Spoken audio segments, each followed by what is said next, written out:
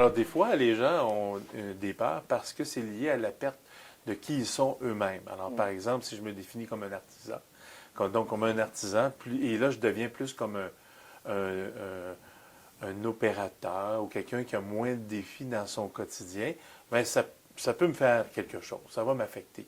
Aussi, je suis une personne un petit peu renfermée, je fais mes affaires, je suis un solitaire, puis là, on me dit, ben non, non seulement tu vas travailler 8 heures en solitaire sur une machine, mais on va faire passer ton quart de travail à 12 heures, tu vas être en réseau, tu vas être connecté en temps réel avec tous tes collègues et vous allez vous parler. Euh, c'est pas impossible. Ça pourrait même plaire à beaucoup de personnes, mais c'est pas ce qu'on m'avait dit à mon embauche.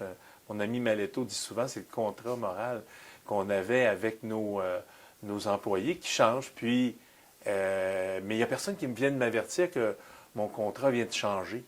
Puis, on ne m'a peut-être même pas expliqué les causes du contrat, les clauses du contrat. Donc, beaucoup de changements, puis ça génère de l'anxiété. Je pense que c'est normal.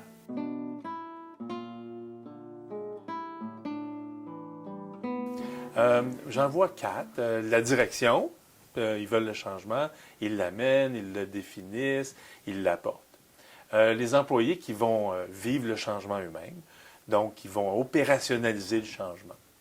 Un autre groupe d'acteurs, c'est les gestionnaires qui vont travailler à s'assurer que le changement va être opérationnalisé. Et le quatrième groupe, c'est les gens qui vont supporter l'engagement des gens. Donc là-dedans, il va y avoir le syndicat peut-être, il va y avoir des gestionnaires de changement peut-être. Et donc, tous ces gens-là doivent être autour du succès. Une gestuelle amenée par Mme Bergeron qui me plaît tout le temps beaucoup, c'est on peut toujours faire du lâcher-prise dans un changement, comme par exemple on fait du lâcher-prise avec des adolescents. Alors, une des gestuelles, c'est j'ai quelque chose dans la main, puis à un moment donné, il faut que je lâche prise par rapport au changement. Donc, les gestionnaires peuvent vouloir lâcher prise, ils vont lâcher comme ça. Mais le vrai lâcher-prise, c'est peut-être comme ça. C'est je lâche prise, mais je supporte.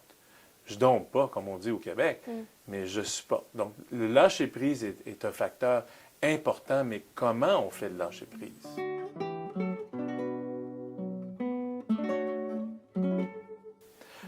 Les étapes sont assez, je dirais, classiques, dans le sens que on prépare le changement, on s'interroge, on rencontre les gens qui vont vivre le changement, on leur demande quelles préoccupations ils peuvent avoir. Ensuite, on travaille avec les gens qui vont vivre le changement. Ensuite, on se fait un bon plan de travail, on amène des changements, parfois faire une simulation, parfois faire un projet pilote, parfois faire vivre un peu le changement, c'est important. Et après, avoir des coachs qui accompagnent les gens dans le changement. Un changement qui n'a pas de conflit, c'est pas vraiment un changement. C'est comme aller à l'école, c'est comme suivre une formation, c'est comme... Le processus de changer n'est pas agréable. Le processus d'apprendre n'est pas agréable en soi parce qu'on a un paradigme, puis il faut le lâcher, puis acquérir un nouveau paradigme. La transition n'est pas géniale. La garder le plus court possible, ne pas nier les étapes par lesquelles on va vivre, nier les émotions, ça, c'est des étapes qui sont très importantes. D'autres choses, peut-être des lunch and learn, être donc la direction qui est très, très proche. Il y en a qui appellent ça des skip-level meetings. Ça veut dire que le président rencontre des directeurs sans que les VP soient là. Les directeurs qui rencontrent les employés ou les contremaîtres sans que les chefs soient là. Ça aussi, c'est des bonnes pratiques pour aider à bien comprendre et à mieux réagir.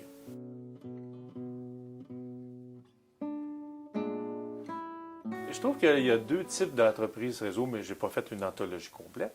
Mais je dirais que l'entreprise réseau à l'interne. Donc, on met des gens qui partagent, dans le fond, un genre de communauté de pratique, mais un petit peu plus agrandie, une communauté de pratique à l'échelle soit de l'entreprise, soit de quelques entreprises, ou même mondialement. Il y a des entreprises qui font du développement de logiciels, des jeux vidéo. Il y en a plusieurs belles firmes à Montréal. Et sans les nommer, j'ai travaillé avec une qui réunit des musiciens, des paroles, des gens qui écrivent des paroles, des textes. Il y a des gens qui font de la musique, le graphiste, des architectes de système. Et on les met pendant 1 an et demi, 2 ans, dans la même salle avec un objectif commun. Et on développe un jeu vidéo. Je trouve que ça a l'air d'un réseau. Puis même le réseau va se défaire après. Ils vont faire un nouveau studio autour d'un nouveau titre, un nouveau jeu. Et les gens vont y aller à développer ce titre-là. Donc, je pense qu'on développe une culture de réseau interne. Culture de réseau externe, ça peut être tout simplement travailler sur un projet international.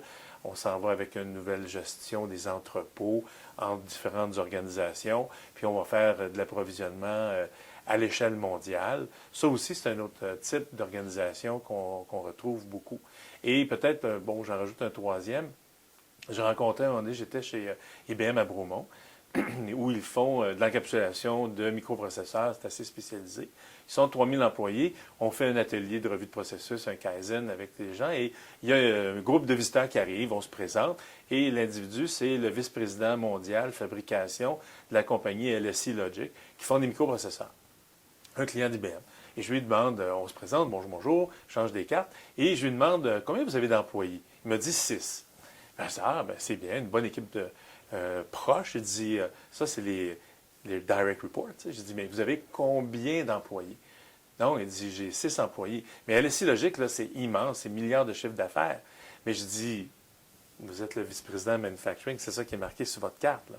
Il dit, oui, oui. Il dit, nous, on a un réseau de fournisseurs. Mon travail, c'est de signer des ententes avec des usines qui ont des ententes avec d'autres usines, avec des firmes de logistique.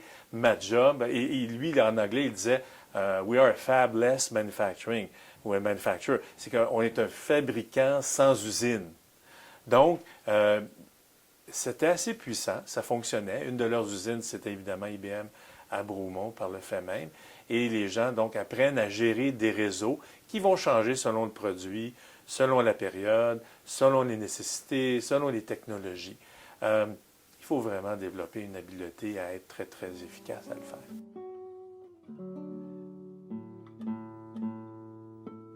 Ce que j'ai observé, 2 choses, glissement dans les priorités. Donc, on oublie que, tu sais, en groupe, il y a une espèce de groupe, effet de groupe, où est-ce que ça serait plus cool, puis pourquoi on ne fait pas ça, puis on oublie l'impératif clientèle, puis il n'y a personne qui le ramène parce que c'est pas bien qu'il y en a un qui dise plus à l'autre quoi faire, puis le concept d'autorité est assez flou, c'est plus de l'autorité partagée, le consensus, mais voyons donc, on se parle ensemble. Donc, je pense que de rappeler l'objectif central régulièrement chaque semaine, pourquoi on est là, qu'est-ce qu'on a à faire, est-ce qu'on rencontre nos objectifs, je pense que ça, c'est une condition qu'il ne faut pas oublier dans les entreprises réseau. Et puis, peut-être de faire définir à chacun qui est dans le réseau, c'est quoi ta définition de performance pour le travail qu'on est en train de faire. Donc, revenir aux objectifs SMART, là, spécifiques, mesurables, atteignables, réalistes dans le temps. Ça revient toujours, toujours, toujours. Puis ça, c'est encore une fois une condition très importante pour ces entreprises réseau.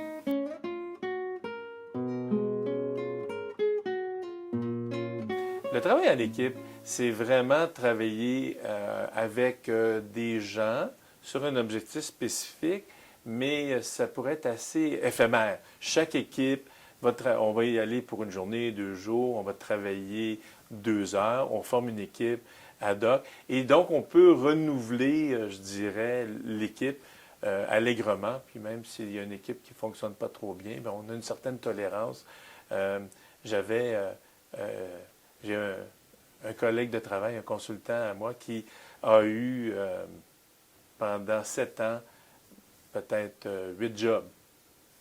Mais depuis 10 ans, il est consultant. Et ça fait son bonheur parce qu'à toutes les 3 semaines, à tous les mois, il change de compagnie. Je pense qu'il fait du travail d'équipe. Il ne fait pas du travail réseau. Travailler en réseau, ça va demander beaucoup d'habileté de communication. Ça va être très virtuel. Il faut imaginer les gens. Et puis, c'est plus permanent. Je pense que ça va demander, le travail en réseau, malgré tout, va demander beaucoup plus de maturité, beaucoup plus d'énergie, beaucoup plus de discipline. Parce que dans le travail d'équipe, il y a toujours quelqu'un qui peut t'aider, il y a toujours quelqu'un qui peut calmer la donne. En réseau, c'est loin, c'est grand, c'est long.